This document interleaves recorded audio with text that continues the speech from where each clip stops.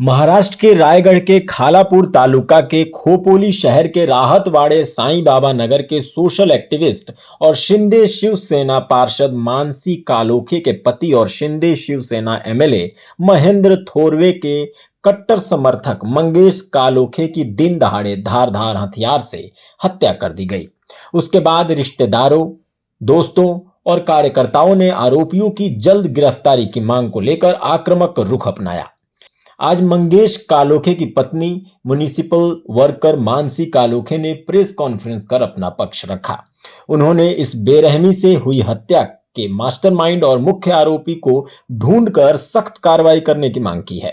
मानसी कालोखे और उनके परिवार ने मांग की है कि सभी आरोपियों को मौत, फांसी की सजा दी जाए और केस फास्ट ट्रैक कोर्ट में चलाया जाए और जल्दी एक्शन लिया जाए।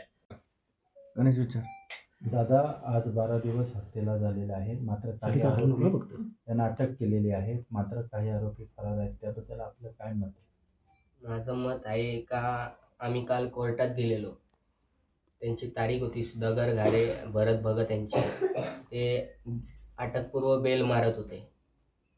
तर त्यांचा रोल आता SP मॅडमने सांगितलंय का अजून आम्हाला काय तपास भेटला नाही त्यांचा, तर तुम्ही न पकडता कसं सांगू शकता का त्यांचा तपास नाही भेटलाय, आम्हाला अजून त्यांचा हात नाही याच्यात।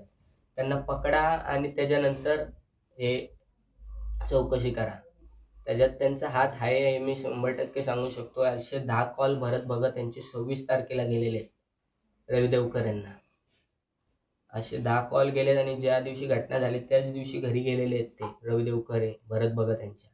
भरत भगत हे त्यांचा हात 100% आहे। अजून त्यांचा तपास कधी होईल, SP मॅडम काय करताय त्याच्यात?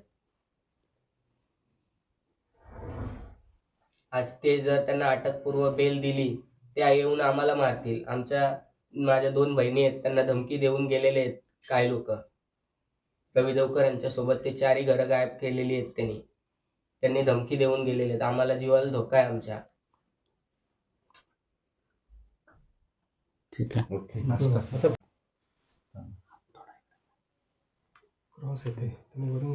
ताई, जे पकडले त्यांना पकडले, पण अजून जे त्यांच्या पाठीमागे आहेत ते पोलीस अजून कनेक्ट चौकशी करत, कारण रवींद्र देवकर ह्याच्यात एकट्याची ताकद नव्हती, ह्याच्या मागे अजून भरपूर जण होती। ते भरत भगत यांचे 10 कॉल होते, त्यांना अजून दुसऱ्यांचे कॉल होते, पण ते अजून कनेक्ट चौकशी करत। मग ह्याच्या मागे पोलिसांचा पण हात आहे थोडाफार, म्हणून ते चौकशी करत नाहीत। मुख्यमंत्री साहेब, तुम्ही लवकरात लवकर यांची तपासणी करावी।